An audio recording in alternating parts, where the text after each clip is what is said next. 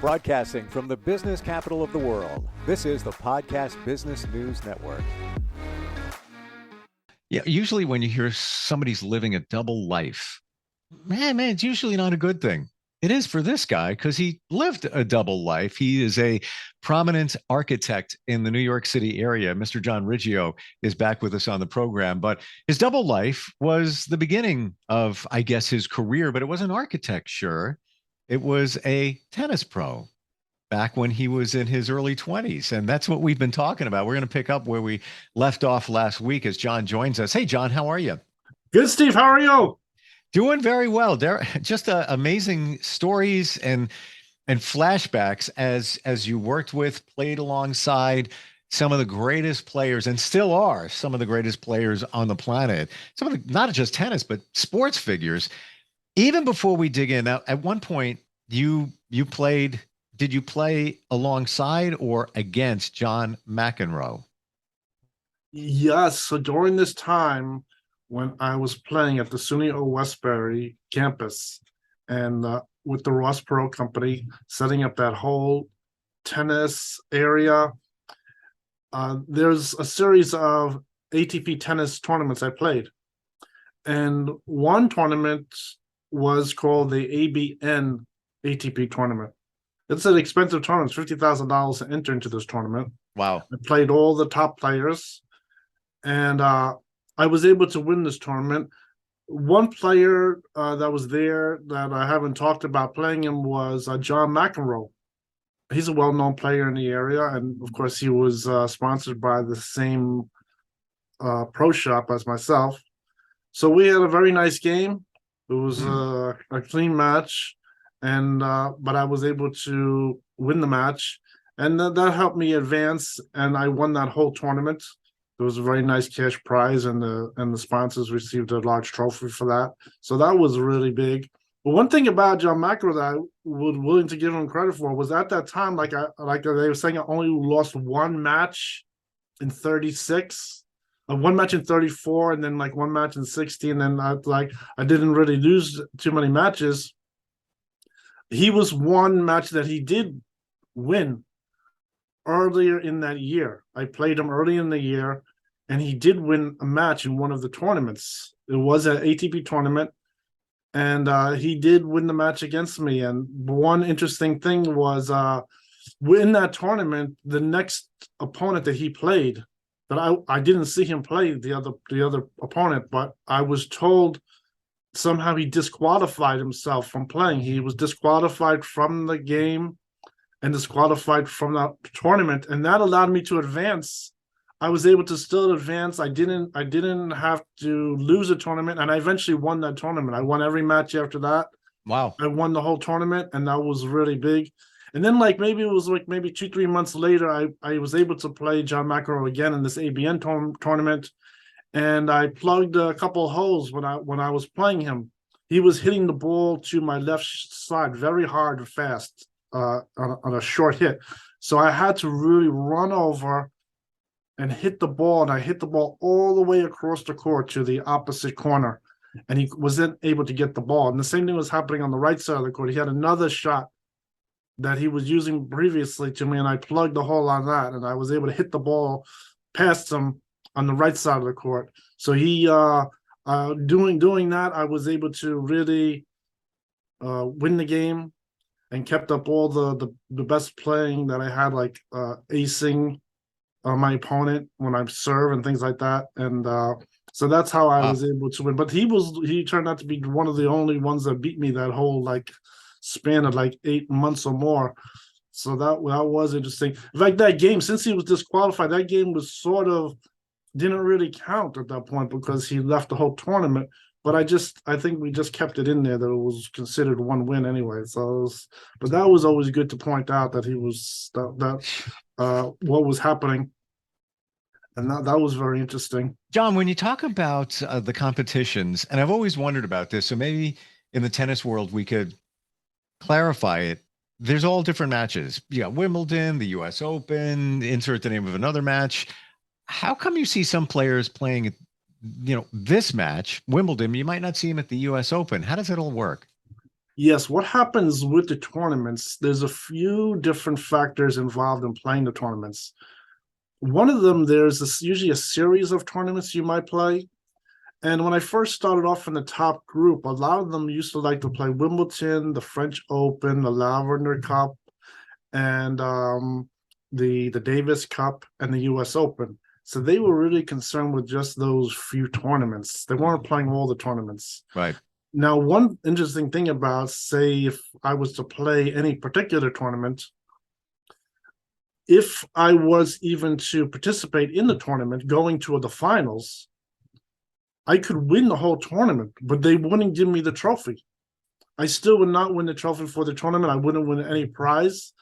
And the reason is because at that point, a lot of people never get to this point, but you have to still qualify to really obtain the trophy and the prize and everything like that. You might have to, there are certain requirements of maybe living in the country. You might even have to become a citizenship of the country that you're playing in, like Rebecca. So each tournament, if you wanted to win on the domestic track, a lot of people, when they read different magazines, a lot of times the domestic track gets a lot of attention. It isn't the only track. It's usually the international track has more players in it.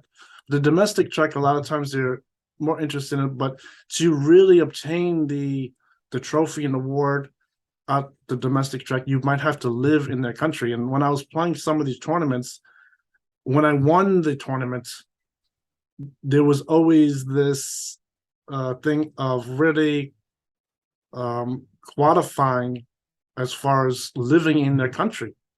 I would have to live in the country between 3 years, maybe as much as 9 years. Some tournaments I'd have to become a citizen of their country. I would have to leave the USA, become a citizen of their country. A lot of people don't know that is really the rules. I think there are some people, like a lot of people with like a British passport can get to a lot of different countries. They sort of have an advantage with that, and they don't have a problem with having to go to every country. So that's one example.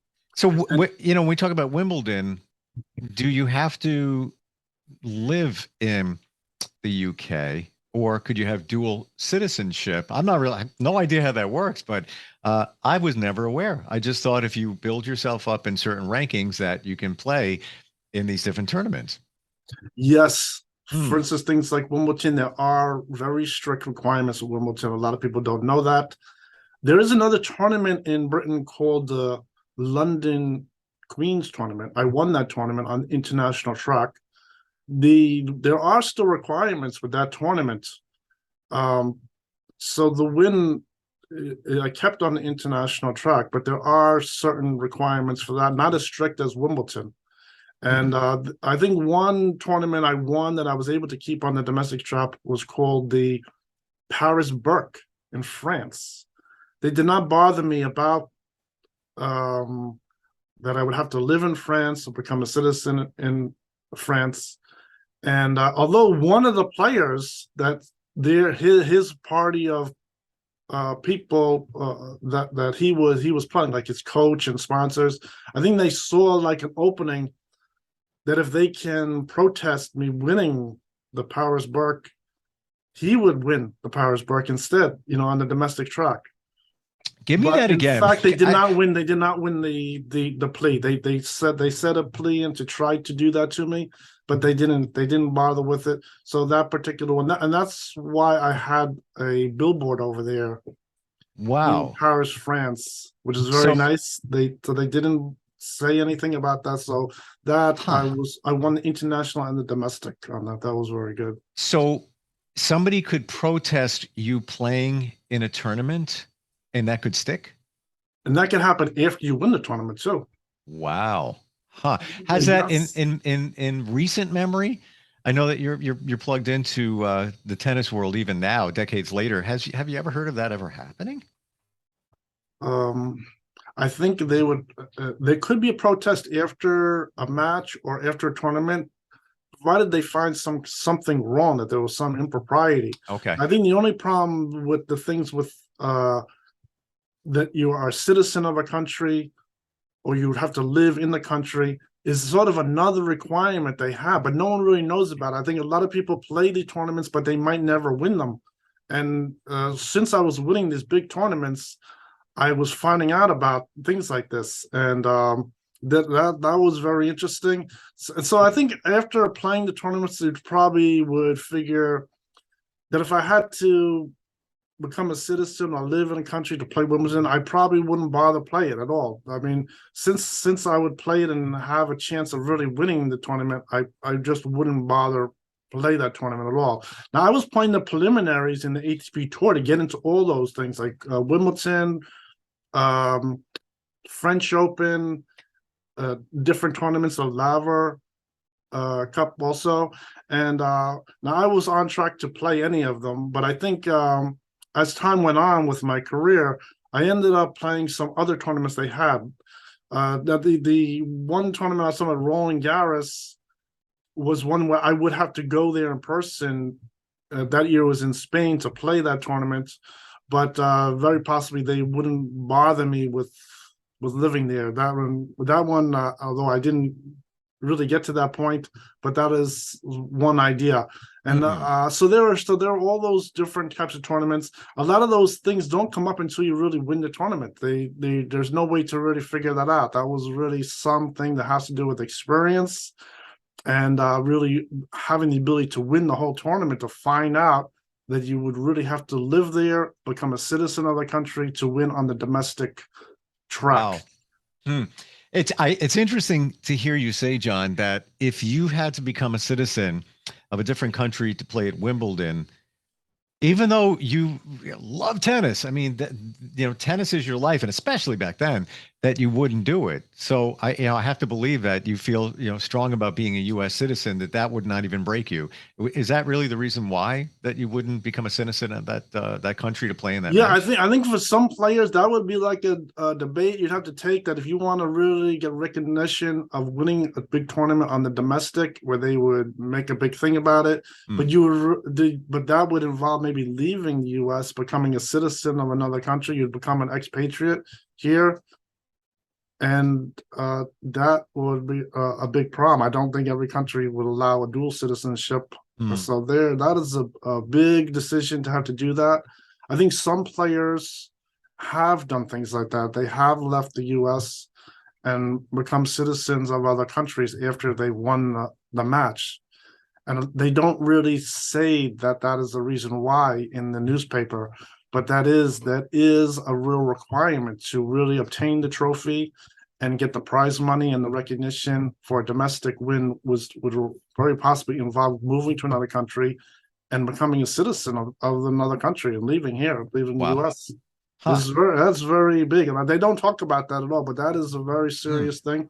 I think going as far as, like I was talking about, playing the ATP Tour is very good because all the players get to play the ATP Tour and they can really get their ranking going up or down, and you get an idea of all the different people's around the world, how they play. And that's why when I was explaining about obtaining the top spot in playing tennis was something I was able to achieve. And what happened is there was a set of players from Portugal, and I played a tournament against them at Sutton East. They all came to Sutton East.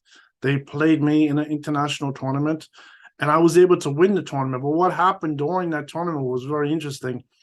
They had an idea that I was the number one player, and when they were asking me questions about who I won, which is like I'd explained about checking out like who's the top 5 players.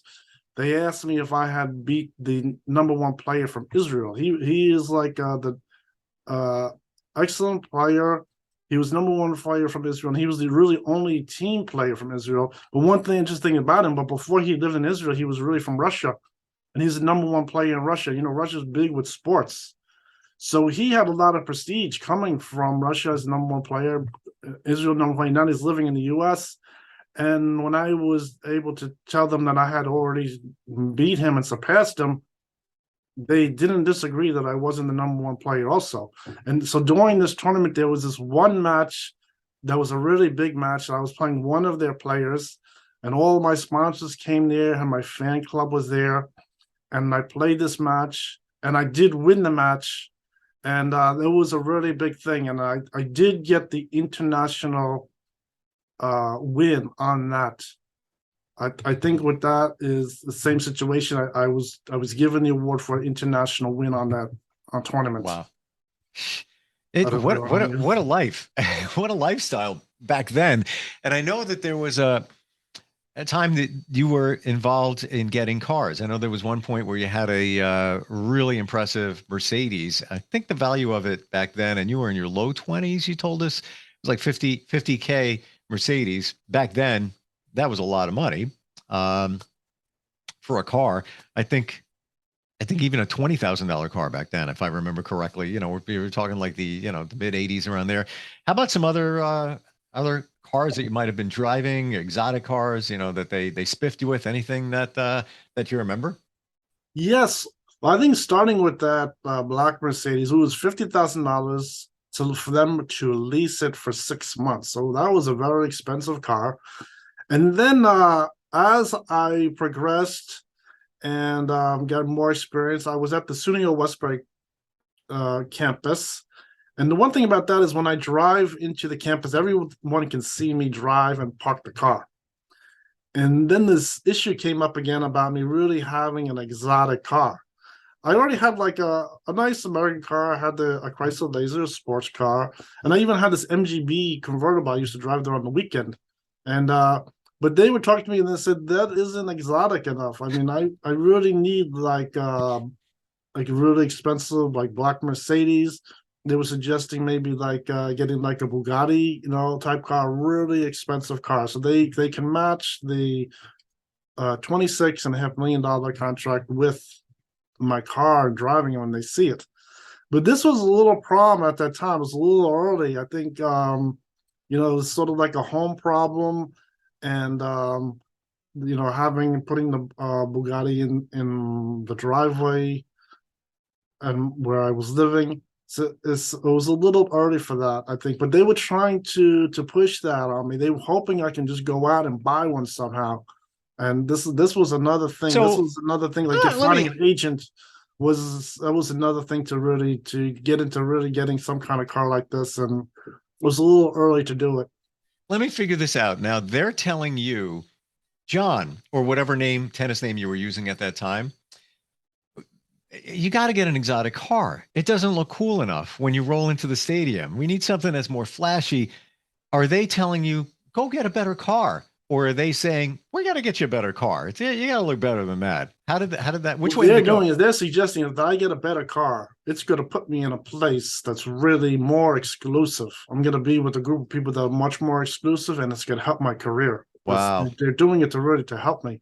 And of course the sports photographers might take a couple of pictures of me. They were taking pictures of me in my other car anyway. It was good enough to take pictures of it, but they really was suggesting that to help me out, to really find a safe location where I'm really more with people who have a really large contract like that. They're really successful in sports and entertainment, and that is where I was with that. Wow. So when they suggested that you change it up and get a more exotic car, did you?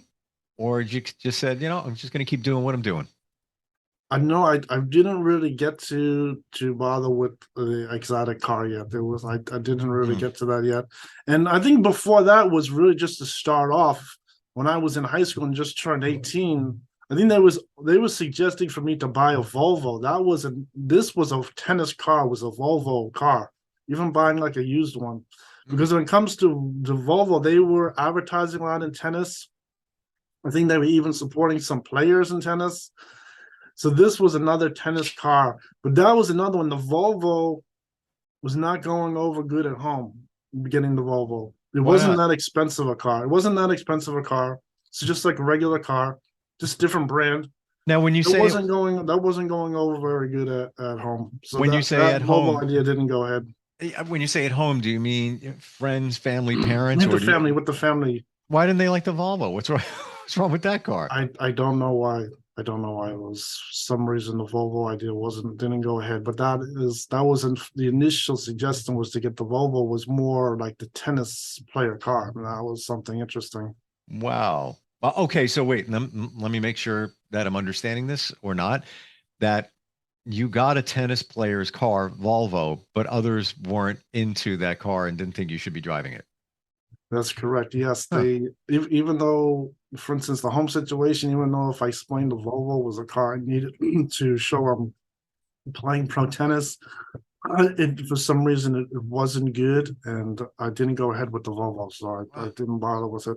I can tell you, when I was 19, I would take any car at that time and inherited or was given my dad's Delta 88, like this big boat with wheels on it, and happily took it. So, I mean, if you could get a car, how interesting the whole, the perception of the players, the stigmatism to the players. It's the whole. I mean, I guess this is what it comes down to sports. It's the image you put out there, you know? Yes.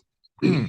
What about Ross Perot? Now I know that you were part of his team at one point, and then he had a stadium, or he was going to build a stadium, or put his name on a stadium. How did that all go down?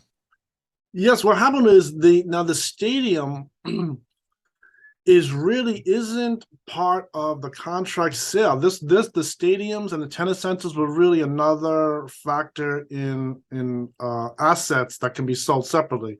But the the plans and the construction had already started on the stadium. But when my contract was bought over, the Ross company didn't want to go ahead with completing the stadium. They were aware of the stadium. They could go ahead with it. They didn't bother with it. They're more interested in playing outdoors or playing in a tennis center. It wasn't really something that was really urgent for them to go ahead with doing this. And I think the same thing happened with the team from Japan. The investors from Japan, they didn't go ahead with completing the stadium either. They weren't too concerned with it. So Wow. that's the status of what happened with the stadium. But they were fully aware that there was a stadium and it could be completed. But at that point, they just decided not to go ahead with the stadium. And the Ross Perot company, of course, bought over a tennis country club on the north side of Long Island in Nassau County. And it is they went ahead with that idea instead, and Hmm. that's what happened. But they did buy a tennis center, so that was good. They just didn't leave, and that worked out pretty good. Where was that stadium going to be? The Ross Perot Stadium, if it was going to take place, where was that? Was on Long Island, New York area?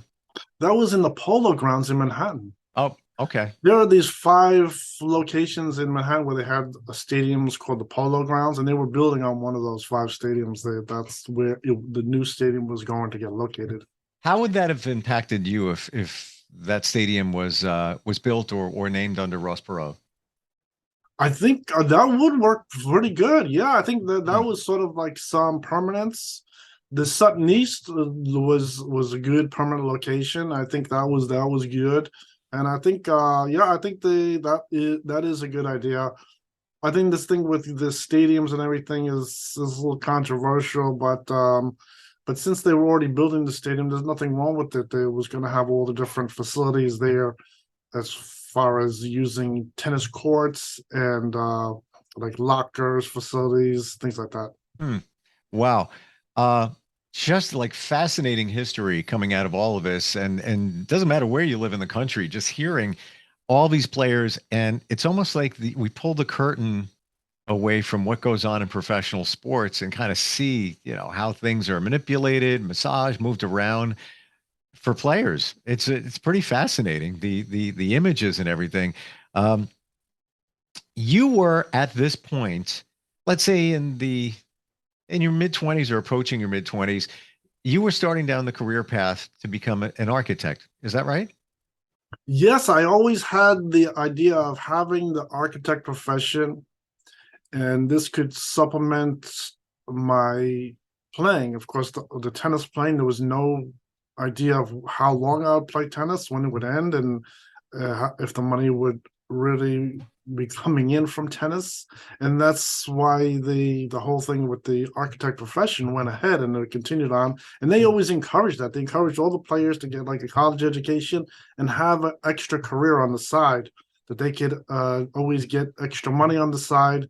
They'd have financial stability, and they don't have to concern themselves too much with the problems with getting earnings from tennis. I think guess it's always have a backup plan, and especially I guess if you got to a certain level within a sport, let's say tennis, that endorsements would come after that. But you get to a certain level, maybe you didn't reach that point, and then it kind of changed, and then you pivoted to architecture. So you had a had a plan B. Well, there's a very interesting thing about the tennis earnings. I think I had discussed on the last show that there is an option to get a yearly salary, but that yearly salary, I think a lot of people would be surprised, is really only $16,000 a year. And but that gives you a stability where the earnings you would make are not coming, they're not really big superstar earnings like I was already taking out of my account. These were just very low earnings.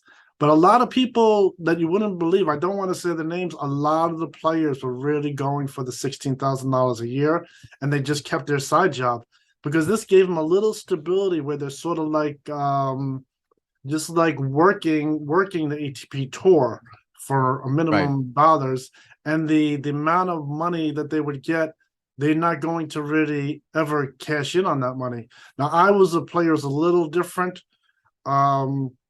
I was a little more like a superstar player. They liked this idea of me really taking out like $150,000 a year. This was really big, having like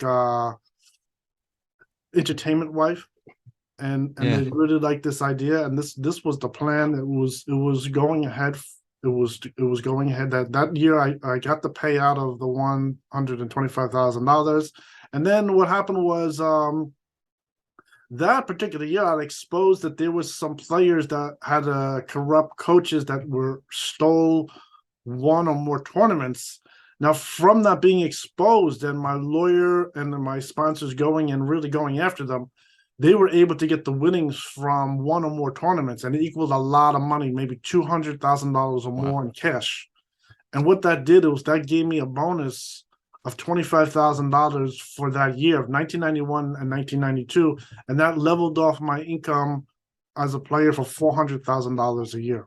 Wow! But suddenly, I was making $300,000 a year. So this, at this point, going from 1991 to 1992, my player salary for the year is $400,000. Amazing. So that is good. And again, I just have to say it. Back then, if now that's a lot of money. Look back then, it was like double that amount. Just amazing.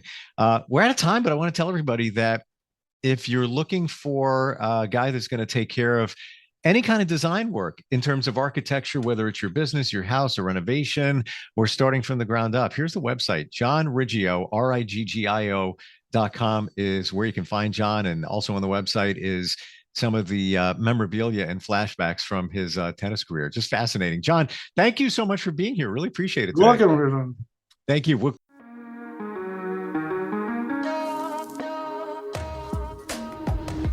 Broadcasting from the business capital of the world, this is the Podcast Business News Network.